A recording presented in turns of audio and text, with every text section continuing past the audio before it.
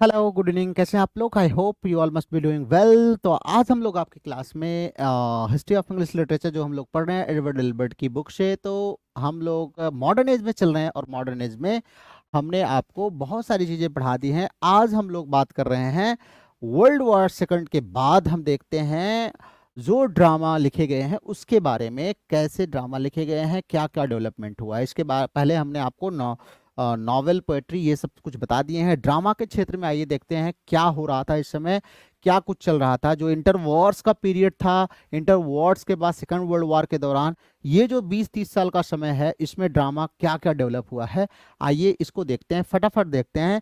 और हम लोग कोर्स को आगे बढ़ाते हैं, छोटे छोटे वीडियोज के थ्रू आपको लेकर चलेंगे। बहुत सारे बच्चे ये कह रहे थे कि सर वीडियो बहुत लॉन्ग हो जाता है, तो बोरिंग लगने लगता है देखने में। तो आपको हम छोटे छोटे वीडियोज 20 मिनट, 25 मिनट, 30 मिनट के वीडियोज के थ्रू आपको 2-3 क्लासेस रोज दिया करेंगे, जिससे आपका कोर्स कवर हो जाएगा। ठीक है, तो चलिए let's begin the class for today. अगर हम बात करें war time black out was the closing down of London theatres. कारण लंदन थिएटर्स में जो है, अगर हम देखते हैं तो जो वॉर टाइम का ब्लैक आउट था ना, धीरे धीरे वो टाइम धीरे धीरे डाई हो रहा था। यहां पर अगर हम देखें तो एक बहुत सारी कंपनीज थी जिसमें थी सीमा द्वारा स्पॉन्सर्ड। सीमा था क्या? एक बार एग्जामिनेशन में, नेट के एग्जामिनेशन में फुल फॉर्म में आया है CEMA, सीमा। ये है council for the encouragement of music and the arts. ठीक है, और उसके बाद ENA, इंसा, ये भी कई बार आ चुका है। इंसा क्या है? इंटरटेनमेंट्स नेशनल सर्विस एसोसिएशन ना। ये दोनों नाम फुल फॉर्म याद रखिएगा, फुल फॉर्म भी आपसे पूछ लेता है एग्जामिनेशन में। It took drama into the provinces. ये लोगों ने क्या किया कि छोटे छोटे शहरों में, छोटे छोटे कस्बों में, छोटे छोटे गांवों तक जो है ड्रामा को लेकर के गए। टू द स्मॉलेस्ट विलेजेस, सबसे छोटे गांवों में भी लेकर के गए। And wherever army camps and workers hostels were situated, जहां भी आर्मी वर्कर्स थे, हॉस्टल्स थे, हर उन जगहों पर ये लेकर के इस ड्रामा को गए। कौन? एक सेमा और इंसा के लोगों ने। ठीक है, जो ये कंपनी है, इन लोगों ने, ये बहुत सारी कंपनीज को स्पॉन्सर करती थी। ये लोग ड्रामा को क्या करते थे? लोगों तक पहुंचाते थे। ठीक है, चलिए सेमा करें तो बाद में ये सेमा जो है was transform into the art council. बाद में इसी सेमा को आर्ट काउंसिल के नाम से जाना गया which dispense state patronages by way of grants. ये क्या करते थे? ग्रांट्स दिया करते थे ना। राइटर, थिएटर आर्टिस्ट जो होते थे उनको ग्रांट्स दिया करते थे, एक प्रकार की पेंशन टाइप का कर सकते हैं। कुछ गवर्नमेंट एड दिया करते थे ना, जिससे लोगों को ताकि क्या मिले भाई, कहीं ना कहीं ये जो ड्रामा है वो वार के टाइम पर भी एग्जिस्ट करता रहे। इसलिए ये क्या करते थे? उनको प्रमोट करने के लिए इस प्रकार के दुनिया भर की स्कीम निकालते थे। बहुत सारे अवार्ड वगैरह भी दिया करते थे ना। तो चलिए इनमें जो फेमस नाम है हमारे ड्रामा 40s में, तो उसमें हमारा फेमस नाम आता है क्रिस्टोफर फ्राई। बहुत ही फेमस नाम है भैया। 3 लोग बहुत फेमस हैं ये हमारे 40s के, अगर हम बात करें 1940s की अगर, तो 3 बहुत ही फेमस नाम है। पहला नाम आपको मिल ही गया, क्रिस्टोफर फ्राई। आइए क्रिस्टोफर फ्राई की रचना देखते हैं। इनकी 2 प्लेस तो बहुत ही ज्यादा इनके फेमस हैं। The boy with a cart, a phoenix too frequent, उसके बाद the lady is not for burning, बहुत ही ज्यादा फेमस है, ध्यान रखिएगा। The lady is not for burning Christopher Fry का एक बार नहीं, कम से कम 10 बार ये एग्जाम में आया है। ध्यान रखिएगा बेटा, कम से कम 10 बार ये एग्जाम में आया होगा। The ladies not for burning 1949 में। उसके बाद सर टेरेंस रैटिगन थे दूसरे क्रिस्टोफर फ्राई के बाद। इनका अगर प्ले देखें तो flare path, the Winslow boy, the Browning version, separate tables, Ross, cause celebre, ये काफी फेमस रचनाएं इनकी थी। तीसरे जो हमारे थे वो थे पीटर उस्तिनो। पीटर उस्तिनो की केवल एक ही फेमस है और बहुत ही फेमस है, द लव ऑफ 4 कर्नल्स। और उसके बाद the Roman of and Juliet, ये भी अगर आप याद कर लें तो ठीक है। Roman of and Juliet, Romeo Juliet से आप रोमन ऑफ एंड जूलियट याद कर सकते हैं, लेकिन द लव ऑफ 4 कर्नल्स आपको याद रखना पड़ेगा, 1951 में आई थी। ये भी आप रचना याद रखिए। अब इसी अर्ली 40s और अर्ली 50s और लेट 40s में राइज होता है सबसे बड़े जो है ड्रामेटिस्ट थे, जिनका नाम था बर्टोल्ड ब्रेख्ट। भैया इनसे बड़ा ड्रामेटिस्ट इस टाइम में कोई नहीं हुआ बर्टोल्ड ब्रेख्ट से। ठीक है, ध्यान रखिएगा। 50s की अगर हम बात करें तो यहां पर बर्टोल्ड ब्रेख्ट से बढ़कर के कोई ड्रामेटिस्ट नहीं हुआ है। फ्रेंच के थे ये। आइए देखते हैं हम। Bertol the most important influence was Samuel Beckett. Bertol के ऊपर सबसे ज्यादा प्रभाव हमें सैमुअल बेकेट साहब का देखने को मिलता है। उसके पहले देखे जेम्स जॉयस का इफेक्ट भी देखने को हमें इनके ऊपर मिलता है।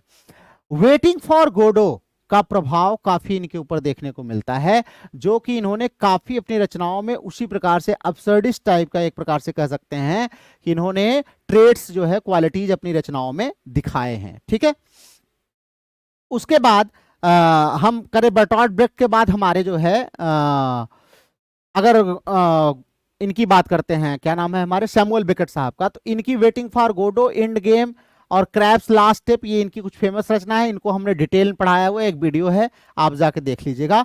लेकिन बर्टॉल्ट ब्रेक्ट को आपको हम आगे पढ़ाएंगे, और कौन कौन राइटर इसमें आते हैं वो देख लीजिए, अभी आगे मिलेंगे आपको। तो इसी समय आपके बेकेट के साथ साथ आपके आते हैं आर्थर मिलर, पीछे आपको पढ़ा चुका हूं, एडवर्ड एल्बी आपको पढ़ा चुका हूं, टेनेसी विलियम्स ये भी मिल जाएगा आपको, आप जाइए प्लेलिस्ट्स में खोज करके इनको पढ़िए, ये सबको मैं आपको पढ़ा चुका हूं। ठीक है, तो ये सब आपको डिटेल में मिल जाएंगे, ये सब इसी टाइम के हैं ना। उसके बाद जैसे यूनेस्को हैं, जेनेट हैं, है ना, यूनेस्को की हमने बाल साफरेनो आपको बताई है, ये सारा कुछ बेटा आपको वीडियो पड़ा हुआ है हमारे उसमें आप जाकर के वहां से खोज करके आप पढ़ सकते हैं। ठीक है, तो अब ये तो छोटे छोटे नाम रहे, अब हम चलते हैं धीरे धीरे एक एक को हम क्या करेंगे, स्टडी करेंगे कौन कौन से हमारे यहाँ पर मिलते हैं। तो आइए कुछ स्टेज थियरिस्ट जो हमारे थे उनके बारे में बात कर लेते हैं। जॉन विटिंग है, John Whiting, a penny for a song और मार्चिंग सॉन्ग, ये इनकी रचनाएं हैं, बहुत इंपॉर्टेंट नहीं है। आ जाइए दूसरा, for more successful was the devils, इनका था, उससे ज्यादा सक्सेसफुल था, इसको छोड़ दीजिए। अल्डुअस हक्सले आ जाइए। उसके बाद ब्रेक्टियन कंस्ट्रक्शन में इन्होंने और प्ले लिखा है, तो जैसे इनका एक प्ले है रॉबर्ट कॉक्सटन बोल्ट का, a man for all seasons, बहुत इंपॉर्टेंट है, ध्यान रखिएगा। ठीक है,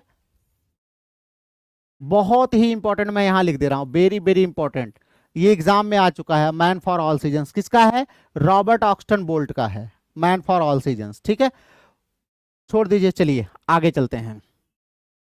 उसके बाद आगे आइए, कौन हमारे पास मिल रहे हैं, बोल्ट का जो है विवाड विवर्ड रेजना, ये बहुत इंपॉर्टेंट नहीं है, इनको छोड़ दीजिए। नेक्स्ट हम चलते हैं 1956 में, हम देखते हैं रॉयल कोर्ट थिएटर में हमारे पास कौन कौन से आते हैं। तो रॉयल कोर्ट थिएटर में अभी हमने आपको एंग्री यंग मैन पढ़ाया था, अगर आपको याद हो ना, एक वीडियो मेरा पड़ा हुआ है जॉन ऑसबर्न पर, जाके देख लेना। जॉन जेम्स ऑसबर्न जो है, जिन्होंने लुक बैक इन एंगर लिखा है, लुक बैक इन एंगर भी हमने आपको डिटेल में पढ़ाया है, वहां से जाकर के आप इसकी स्टोरी को जो है देख लीजिएगा। ठीक है, ये क्या थे, ये किस थिएटर के थे, तो royal court theatre, royal court theatre में ही पब्लिश हुई थी इनकी 1956 में। ठीक है, चलिए उसके बाद इनकी और रचनाओं में देखें तो एपिटाफ फॉर जॉर्ज डिलन, ये भी हमने आपको वहां पर पढ़ाया हुआ है, छोड़ दीजिए। चलिए अब आगे चलते हैं, द एंटरटेनर है, ये सब छोड़ दीजिए, लूथर है, ये सब छोड़ दीजिए। अब आइए आगे चलते हैं, हम आगे चलते हैं, हमारे कौन कौन से ऑसबर्न के अलावा और कौन कौन से हैं भैया, बहुत सारे राइटर है ना, तो उनको भी तो देखना है ना। चलिए, ऑसबर्न को तो हमने डिटेल में ऑलरेडी पढ़ लिया है। जॉन आर्डन साहब हैं, देखिए जॉन जो है आर्डन साहब की बात करें तो इनकी रॉयल कोर्ट थिएटर में काफी ठीक ठाक इनकी पकड़ थी। ठीक है, ये भी ब्रेक्टियन सर्वे को फॉलो करते थे, बर्टॉल्ट ब्रेक्ट को फॉलो करते थे। इनकी रचना जो बहुत ज्यादा फेमस है वो है ये, नोट कर लीजिए, आर्मस्ट्रॉन्ग्स लास्ट गुड नाइट, बहुत फेमस है, 1964 में आई थी। उसके बाद सर्जन मैसग्रूव्स डांस भी आप याद कर लेंगे। ठीक है, लेफ्ट हैंडेड लिबर्टी भी आप याद कर लीजिएगा, ये भी काफी इंपॉर्टेंट है। आर्डेन जो है अपनी पत्नी के साथ जो है बहुत सारे प्ले, एक्सपेरिमेंटल प्ले लिखा करते थे हमारे आर्डेन साहब। ठीक है, ध्यान रखिएगा, आर्डेन है ये, ध्यान रखिएगा, जॉन आर्डेन। उसके बाद अगले हमारे राइटर जो हैं वो है एन जेलिको। एन जेलिको जो थी, ये the sport of my mad mother नाम की इनकी रचना है। द नैक है इनकी रचना, बहुत ज्यादा फेमस नहीं है ये, इनको छोड़ दीजिए। हालांकि अगर आप सबको याद रखते हैं तो आप सबसे अच्छे बच्चे हैं, लेकिन नहीं याद रख पाते हैं तो कोशिश ये करिए जितना मैं कम से कम आपको बता दूं उतना तो आप जरूर याद रखिए। ठीक है, चलिए और रॉयल कोर्ट में हमारे पास कौन कौन से थे, तो रॉयल कोर्ट्स में हमारे पास अंगस विल्सन, लो ये भैया, अंगस विल्सन की द मलबरी बस बहुत फेमस है, ध्यान रखिएगा। अंगस विल्सन की, पीछे मिले भी हैं आपको, ये भी एंग्री यंग मैन है, अंगस विल्सन साहब हमारे। Love from Margaret by Evelyn Ford, ये इंपॉर्टेंट नहीं। Long and short and the tall, ये भी इंपॉर्टेंट नहीं है, छोड़ दीजिए। नाइजल डेनिस भी इंपॉर्टेंट नहीं है।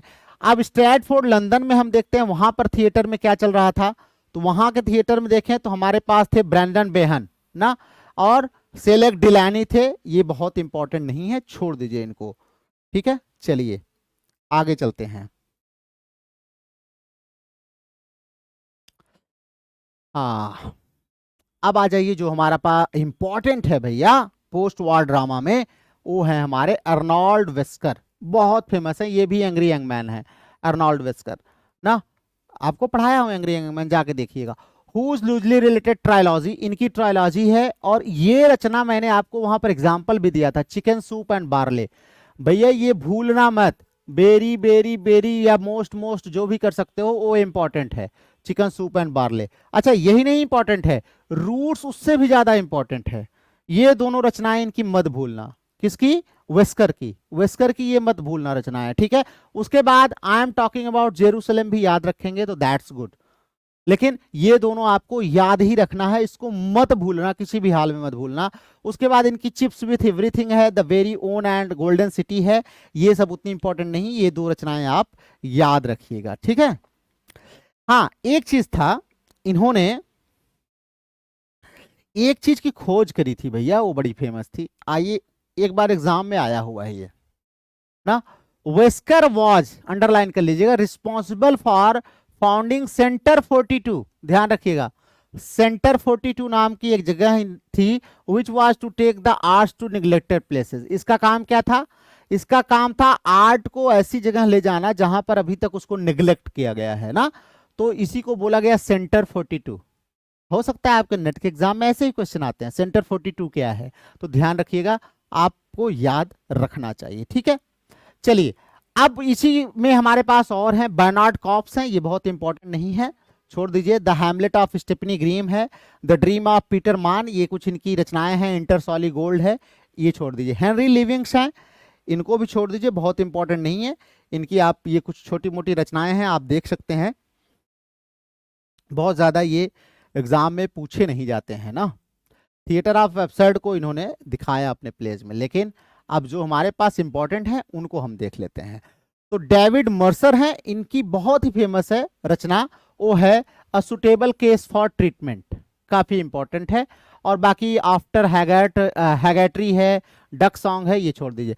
डेविड स्टोरी की बात करें तो इनकी the restoration of Arnold Middleton है, द कॉन्ट्रैक्टर है, द चेंजिंग रूम बहुत फेमस है, अंडरलाइन कर लीजिएगा, द चेंजिंग रूम, ये एग्जाम में आ भी चुका है डेविड स्टोरी का, द चेंजिंग रूम। और लाइफ क्लास है, इसको छोड़ दीजिए।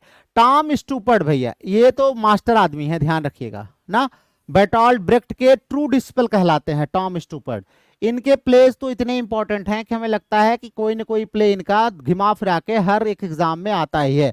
जैसे बात करें, शायद सारा यहाँ पर दिया नहीं हुआ है, एक इनकी हैमलेट से टाइटल ली गई है, रोजेनक्रैंट्ज एंड गिल्डनस्टर्न आर डेड, बहुत ही फेमस है ना, ये अब्सर्ड थिएटर में भी आती थोड़ी बहुत, रोजेनक्रैंट्ज एंड गिल्डनस्टर्न आर डेड। उसके बाद इनकी द रियल इंस्पेक्टर हाउंड, ये भी बहुत फेमस है। जंपर्स है, ये बहुत फेमस है। ट्रेवेस्टीज भैया भूलिएगा मत, टॉम स्टूपर्ड की ट्रेवेस्टीज। और डर्टी लिनन भी आप याद रखेंगे तो ज्यादा अच्छी है, क्योंकि बहुत पैसा इनके लिए कमाया था इसने। रोजेनक्रैंट्ज एंड गिल्डनस्टर्न आर डेड बहुत ही फेमस है, लेकिन स्टूपर्ड की बस यही नहीं, कितनी ही रचनाएं हैं, स्टूपर्ड को हम लोग डिटेल में भी पढ़ते हैं क्योंकि इनकी बहुत सारी रचनाएं हमें देखने को मिलती हैं। अच्छा इसी टाइम में अब देखेंगे तो हमारे अब्सर्ड थिएटर और कॉमेडी ऑफ मीनास ये सब चल रहा है, तो हेरोल्ड पिंटर साहब आ गए। हेरोल्ड पिंटर साहब को भी आप देखिए, तो इनकी बर्थडे पार्टी अभी हम आपको पढ़ा चुके हैं डिटेल में, वीडियो पढ़ा होगा बेटा, जाके देखना, बर्थडे पार्टी, जिसके लिए इन्हें बाद में माना जाता है कि क्या मिला था, नोबेल प्राइज भी मिला था ना। द डम्ब वेटर इनकी बहुत फेमस है, द केयर टेकर भी है, ये सब जा करके थोड़ा बहुत देखा करिए आप लोग ना। चलिए उसके बाद आ जाइए, इनकी अ नाइट आउट है, द होम कमिंग है, ये सब छोड़ दीजिए, बहुत इंपॉर्टेंट नहीं है, लेकिन ये दो तीन रचनाएं आप याद रखेंगे। Then we have Clifford Mortimer. Clifford Mortimer की डॉक ब्रीफ है, बहुत इंपॉर्टेंट है, टीवी स्क्रिप्ट प्राय लिखा करते थे। बहुत ज्यादा इंपॉर्टेंट नहीं है। जो इनकी इंपॉर्टेंट है वो ये बहुत फेमस है, the wrong side of the park. The wrong side of the park, ये काफी इनकी इंपॉर्टेंट है। बाकी इनको छोड़ दीजिए, बहुत ज्यादा फेमस नहीं है। छोटे छोटे और भी बहुत सारे थिएटर्स में चल रहे थे, लेकिन वो सब इतने इंपॉर्टेंट नहीं है, लेकिन कुछ को हम देख लेते हैं। चलिए, और कौन कौन से हैं हमारे राइटर, तो आइए देख लेते हैं। एडवर्ड बॉन्ड, हाँ भैया, एडवर्ड बॉन्ड तो है इंपॉर्टेंट। एडवर्ड बॉन्ड को हम लोगों ने, इनकी तो शॉर्ट स्टोरी भी हम लोग पढ़े हैं एडवर्ड बॉन्ड की। एडवर्ड बॉन्ड जो है ये काफी फेमस राइटर थे। इनकी हमारी एक है, ये देख लीजिए, लियर, बहुत फेमस है। बिंगो, ये भी बहुत फेमस है। द फूल, ये सब की सब जो है इमेजिनेटिव फिलॉसफी पर बेस्ड है, छोड़ दीजिए। अर्ली मॉर्निंग है, लेकिन आप ये जरूर याद रखेंगे, लियर और बिंगो दो तो आप जरूर याद रखेंगे। उसके बाद गाइल्स कूपर है भैया, इनकी भी बड़ी इंपॉर्टेंट रचना है कूपर साहब की, एवरीथिंग इन द गार्डन और हैप्पी फैमिली। दोनों की दोनों इंपॉर्टेंट है, क्योंकि दोनों कॉमेडीज है ना, तो काफी पूछा जाता है, माइनर सी राइटिंग है इनकी, ठीक है। चलिए, द मदर एडम, उसके बाद चार्ल्स डायर की मदर एडम, भैया ये बहुत फेमस है, चार्ल्स डायर की, ठीक है। चलिए, स्टेयर केस है, उतनी इंपॉर्टेंट नहीं है, मदर एडम आप याद रखिएगा। उसके बाद हमारे पास हैं स्नू विल्सन्स की द बीस्ट है, आई वॉज हिटलर्स मेड, ये है हमारे क्रिस विल्किंसन की, बहुत ही फेमस है, I was Hitler's maid, Chris Wilkinson की, ये भी काफी फेमस है। छोटे छोटे राइटर हैं, एक एक रचनाएं हैं जो बहुत इंपॉर्टेंट है, वो हम आपको नोट कराते चले जा रहे हैं, ठीक है। बाकी सबको आप छोड़ दीजिए, ब्राइट हाउस प्लेजर ये सब छोड़ दीजिए, much from three angels, John Spite, इन सबको छोड़ दीजिए। इतने बहुत सारे राइटर आपको मिल जाएंगे जो आपको याद नहीं होंगे, लेकिन जो एग्जामिनेशन पॉइंट ऑफ व्यू से आते हैं उनको हमें याद करना होता है, और अक्सर एग्जाम में पूछे जाते हैं ना। जैसे इन्हीं में से हमारे एक हैं, उनका नाम है E.A. व्हाइटहेड, भैया इनकी एक बहुत फेमस रचना है अल्फा बेटा, ध्यान रखना 1972 में आई थी, तो अल्फा बेटा आप याद रखना। द सी एंकर भी याद रखोगे तो अच्छी बात है, लेकिन अल्फा बेटा जरूर याद रखना। फ्रांस मार्कस हैं, इनको छोड़ दीजिए, बहुत ज्यादा इंपॉर्टेंट है। The killing of sister George, अगर आप याद रख सकें तो रख लीजिएगा। Mrs Mouse, are you within, ये सब छोटी छोटे जो है इनके रचनाएं हैं, जो कि बहुत ज्यादा इंपॉर्टेंट नहीं है। उसके बाद एलन बेनेट हैं जो है, ये भी बहुत इंपॉर्टेंट नहीं है, छोड़ दीजिए एलन बेनेट को। अब आप आ जाइए,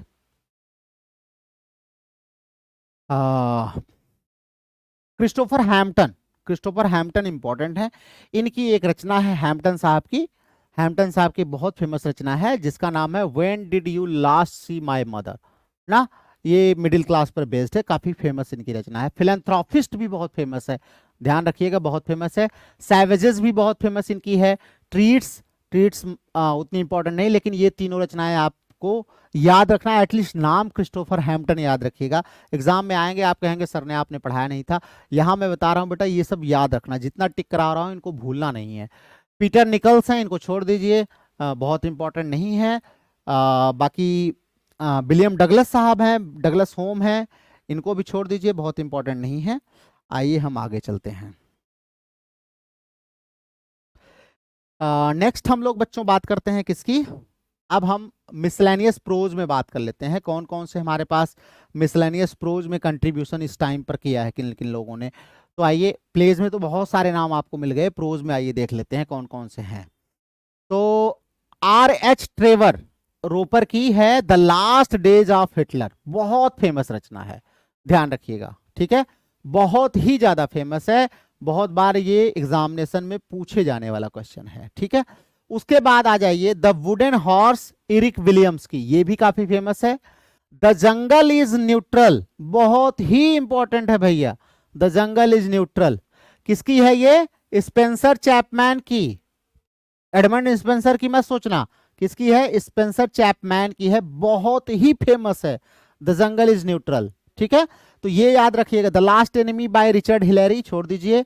सर विंस्टन चर्चिल, इनकी स्पीच है इनटू बैटल, आप इसको याद रख सकते हैं। द सेकंड वर्ल्ड वॉर आप याद रख सकते हैं, चर्चिल साहब थे ना, ओरेटरी के तो मास्टर हैं हमारे चर्चिल साहब। चलिए आगे चलते हैं। अब आ जाइए भैया, एक से बढ़ के एक नाम आपको मिलेंगे, यहां पर आप आ जाइए, हमारे सर ऑसबर्ट सेटविल की जो है ऑटोबायोग्राफी 4 जो है वॉल्यूम में लिखी गई थी, तो ये ध्यान रखिएगा। 4 वॉल्यूम में इनकी ऑटोबायोग्राफी बहुत ही फेमस है, ठीक है, सिटवेल की। उसके बाद सीन ओ केसी आ जाइए, ठीक है। Sean O'Casey, I knock at the door and picture in the hallway. उसके बाद sir Charles Oman, memoirs of Victorian Oxford, Richard Church, over the bridge, James Kirkup, sorrows, passion and alarms, Laurie Lee की cider with Rosie, and George Bernard Shaw की 16 self sketches, ठीक है।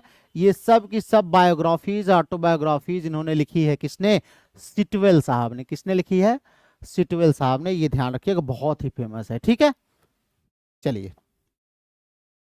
अब आ जाइए, यहां सब छोड़ दीजिए, इन सबको छोड़ दीजिए, सीधे आप आइए जेराल्ड डुरेल हैं। जेराल्ड डुरेल बहुत इंपॉर्टेंट नहीं, इनको भी छोड़ दीजिए। कितने को हम लोग याद रखेंगे, बहुत सारा याद रखना पड़ता है ना। लेकिन फिलहाल कोशिश यही मैं करता हूं बच्चों कि आप लोगों को जो बहुत इंपॉर्टेंट हैं, जहां से मतलब स्पेशली किसी यूनिवर्सिटीज में इनकी रचनाएं चल रही होती हैं या कहीं क्वेश्चन आया हुआ रहता है, अगर तो दिमाग में आता है तो हम जरूर आपको अंडरलाइन वो करा देते हैं, हाँ। लेकिन आप लोग पढ़ा जरूर करिए, दूसरी किताब से भी रेफर करके आप पढ़िए। हो सकता है कुछ चीज़ें जो मिस हो रही हों, ज़्यादा इंपॉर्टेंट हो, मेरी नज़र से छूट गया हो, और वो आपकी नज़र में पढ़े, आप उसको ज़्यादा बेहतर तरीके से तैयार कर सकते हैं, ठीक है। चलिए ये सब छोड़ दीजिए, यहाँ पर बहुत इंपॉर्टेंट नहीं है। अब हम चलते हैं सीधा आगे।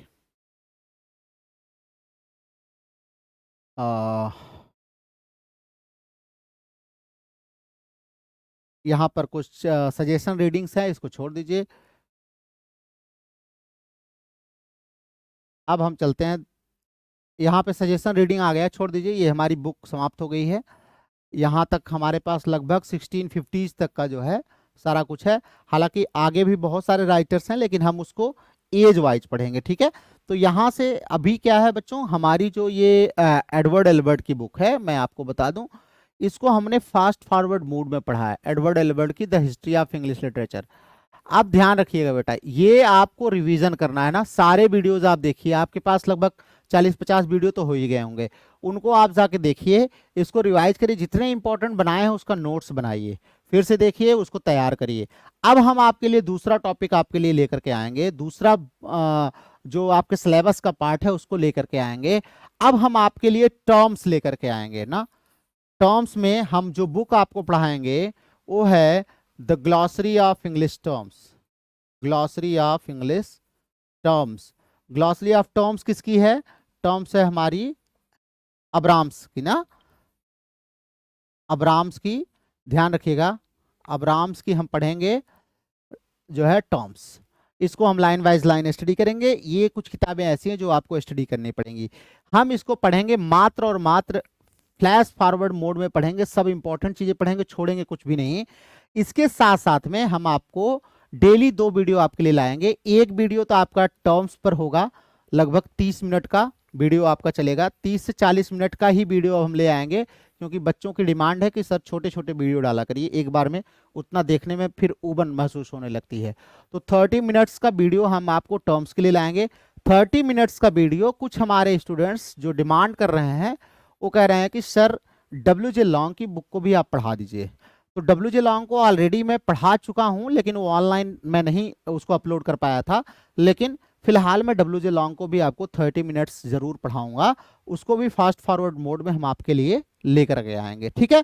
तो चलिए आज की क्लास बस इतनी है। कल से हम लोग शुरू करेंगे MH अब्राम और WJ लॉन्ग को। और अगर आपके कोई सजेशन, कोई क्वेरी अगर आपका कोई है, कुछ आप और बताना चाहते हैं कि नहीं सर ये वाला शुरू करिए या इसको पढ़ाइए, तो आप अपने सजेशन, क्वेरी जो भी है आप कमेंट बॉक्स में जरूर डालिएगा। इस वीडियो को देखिए, इस हिस्ट्री ऑफ इंग्लिश लिटरेचर के जितने वीडियो हैं इनको आप एज सून एज पॉसिबल देख करके तैयार कर लीजिए। उसके बाद मैं इनके ऑब्जेक्टिव्स भी आपको कराऊंगा वीकेंड में या वीकडेज में, संडे को या सैटरडे को किसी एक दिन 1 घंटे 2 घंटे की क्लास आपकी लेकर के वहां पर हम हर एक एज से 50-100 क्वेश्चन आपको क्या कराएंगे, MCQs कराएंगे, जो आपको तैयार हो जाएं, ठीक है।